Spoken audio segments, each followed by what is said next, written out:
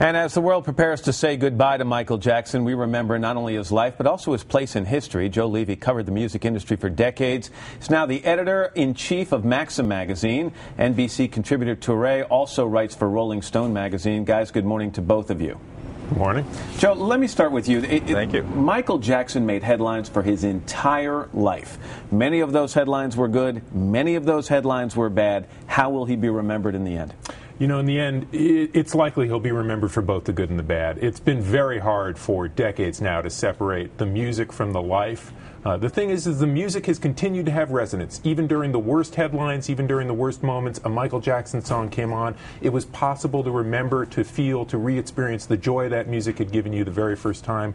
We're getting a chance to do that now. But it's been impossible to separate the music from the life, and I think it will be for quite a long time to come. And you're hearing some people, Touré, in particular, one politician from New York who seems outraged that more has not been made of the more negative aspects of Michael Jackson's life. So if you were writing the book on Michael Jackson, how many chapters would the negativity, the trials, the accusations occupy, and where would those chapters come?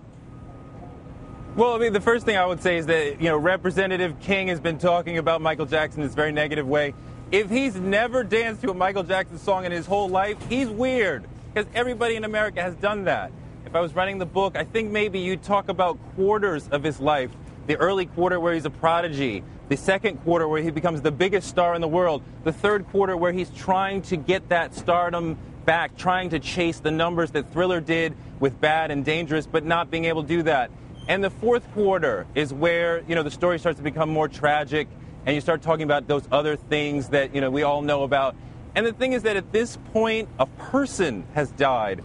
And I don't think it's appropriate for people to go around talking about the bad things. I think all of us would hope that when we die, people will remember what we tried to do, the joy we tried to spread, the good things that we tried to do, and not remember our frailties, our mistakes. Joe, let me hit you with the names of two albums, and you tell me the first thing comes to your mind on that. Off the Wall.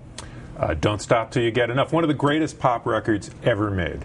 And Thriller. An even better pop record for some people. I like Off the Wall better, but Thriller invents the modern pop album, modern pop celebrity as well. Touré, I was thinking last night, let's say you were talking to someone who had never seen or heard of Michael Jackson. How would you describe the physical evolution of this young man? How would you convince someone that the young man we met as a child was the same guy we saw in the last couple of years? Well, I mean, that's a really interesting question. I wonder if young Michael Jackson saw older Michael Jackson, if he would realize that it was the same person.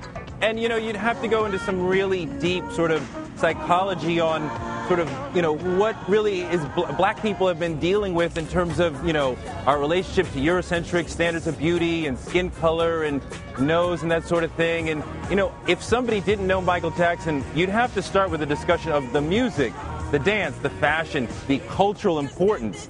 And after they're steeped in all those sort of things, then we're going to deal with, okay, and there's this other discussion too. All right, and Joe, I'm going to give you the last word. What absolutely is essential as a part of today's memorial? What do you have to see there?